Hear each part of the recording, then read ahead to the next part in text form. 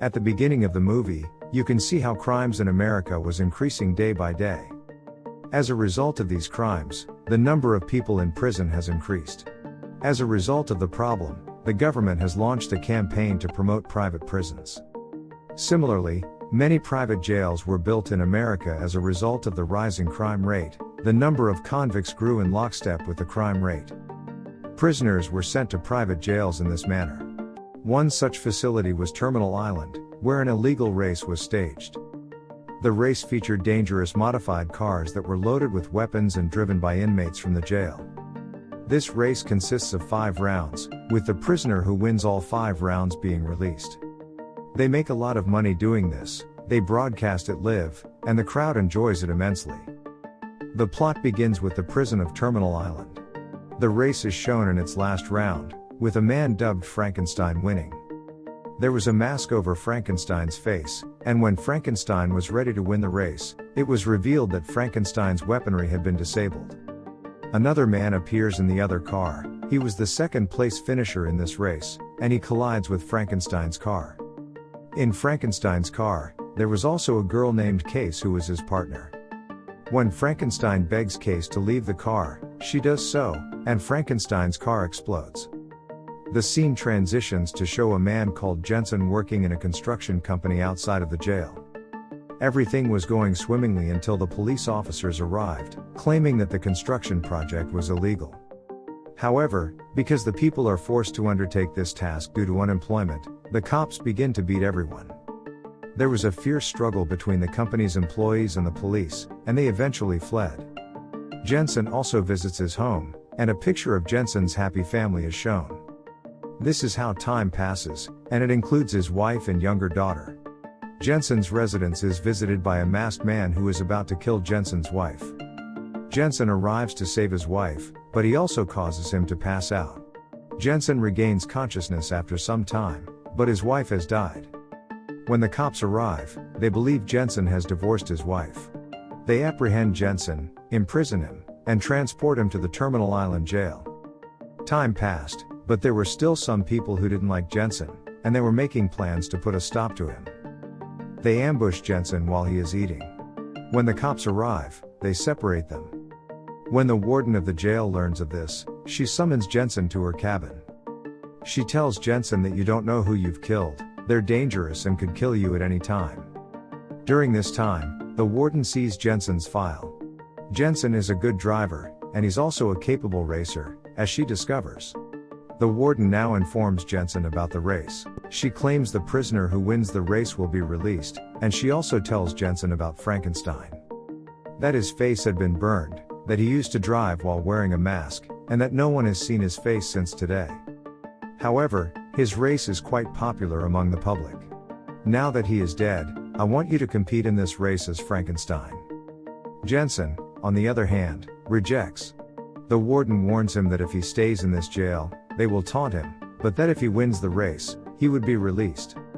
When Jensen hears this, he nods yes, and the warden says the coach will provide the remainder of the information.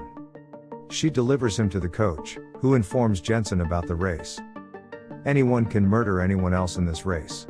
This race lasts 3 days, and the competitors have a variety of weaponry. You must also keep an eye on your car's speed. If you survive until the 3rd day, you will win the race.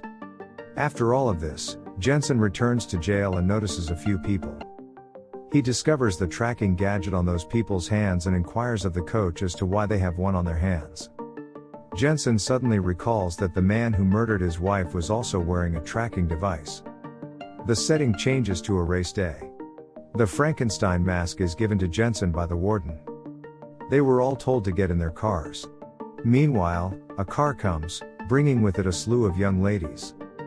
They were also detainees and race participants. The girl Case is shown, and she was Frankenstein's partner. When Case hears the voice in Jensen's car, she realizes he is not Frankenstein. The race begins, and it is broadcast worldwide. The TRP is high, as it has been in the past. Jensen drives the car in a perilous manner, and the crowd thinks of him as Frankenstein. Similarly, Jensen's car was placed at number 1.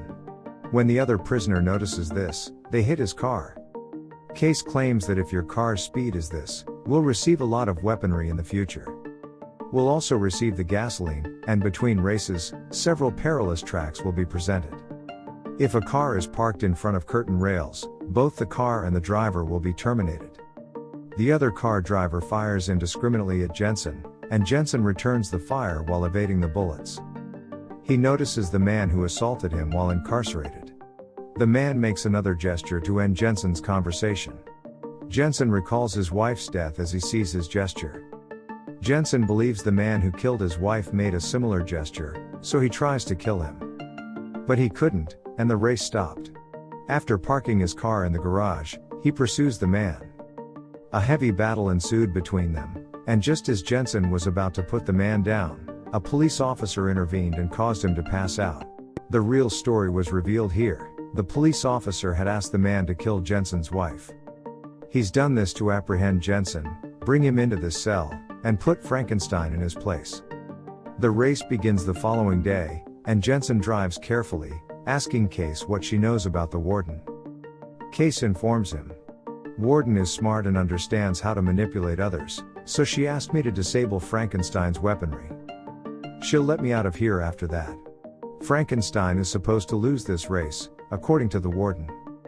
She doesn't want to release Frankenstein because she wants to retain the game's popularity. That's why she put an end to Frankenstein. Hearing this, Jensen became enraged and drove his car at a fast speed, firing at the man. Jensen, the murderer of his wife, devises a fresh strategy and smokes in front of that man's car. The man's car tilts, and as he emerges, Jensen kills him, breaking the game's regulation. No prisoner is permitted to leave his car during the race, so in the meantime, the warden deploys a dangerous truck. While driving there, the truck opened fire on the cars, putting the cars in threat. Jensen was backed up by another prisoner. They move to the risky track with the cars after Jensen declares, "We have to compete with this truck jointly."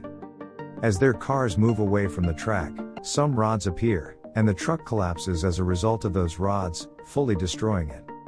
They were ecstatic because they had prevented massive devastation, and the race on the second day was also completed. After the race, a Jensen supporter approaches him, but the man believes Jensen is Frankenstein, which is why he approached him. After hearing Jensen's voice, he realizes Frankenstein has died. Later, the warden is seen, who is enraged. She has suffered a huge loss as a result of her many days working in the truck. Jensen has demolished it in under a minute, and the warden is now terrified. The warden informs the police officer that he must put an end to Jensen's case as soon as possible. The police officer agrees with the warden and places the bomb under Jensen's car. Now that the third day's race has begun, the warden approaches Jensen and says, "I have prepared your documents. You only have to win this race." Case approaches him and tells him everything about the warden, including how the warden warned her not to let Jensen win. The race begins, and Jensen accelerates his car at a high rate, despite the fact that he has neither fuel nor weaponry. The other prisoner takes everything, fires at Jensen's car, the other prisoner pursues him, and Jensen speeds away. He throws a rocket launcher out of his car, but it lands on the wall instead of his car. There was smoke everywhere, and as the haze dissipated, they noticed that the cars had vanished. The warden was concerned when they discovered the cars were leaving the jail, and it was determined that they had planned this earlier. The warden recalls that she fixed a bomb in Jensen's car and that they will burst the wall and flee from here. The coach, on the other hand, has the bomb and has disarmed it. They were now fleeing from the police officers, who attempted to stop them by firing at them, but they continued on their way. Meanwhile, the warden dispatches 2 helicopters behind them, which open fire on them. Jensen and his friend become separated. Jensen exits his vehicle, and Case drives his vehicle onward. She pulls over to the side of the road and emerges wearing Frankenstein's mask. The cops apprehend her, believing he is Frankenstein. On the other hand, the warden and the police officer appear to be pleased, as if they have apprehended Jensen. People were showering them with gifts, and there was a gift in front of the warden. She receives the bomb she fixed in Jensen's car as she opens the gift. The warden and the police officer are killed by the explosives. Meanwhile, the coach is displayed because he is the one who planted the device. On the opposite side, Jensen and his buddy board a train while rushing. Jensen says, "I have to go to my daughter first," adding, "I will come to you as soon as I find my daughter." As time passes, a garage is shown, where Jensen was working with his companion in their garage. A car arrives and Case is shown getting out of the car. Because Case was also released from jail, Jensen meets her with his daughter. The movie ends here. Thank you for watching.